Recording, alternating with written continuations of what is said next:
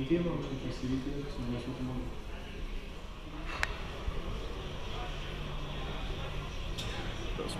Mintis prieš treniruotės yra tikrai labai pozityvios ir geros, daug nuteikiančios, nes pavyko prieš patį savaitgalį, kas būna pakankamai retai, pravažiuoti su automobiliu. Važiavimo penktadienį Kačerginėje, nors ir nedaug, bet automobilis neturėjo absoliučiai jokių trūkumų. Tai iš techninės pusės esame pasiruošę pilnai.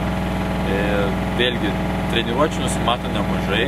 Turėsime ketvirtadienį vieną treniruotę, penktadienį 3 treniruotės ir kvalifikaciją bei varžybas. Tai nuosekliai dirbsime, susipažinsime su trasa, su automobiliu labiau ir manau, taip teisingai dirbdami, gerai pasiruošime svarbiausiam momentui, tai yra varžybom. Atmosfera komandai yra puikiai. Kodėl?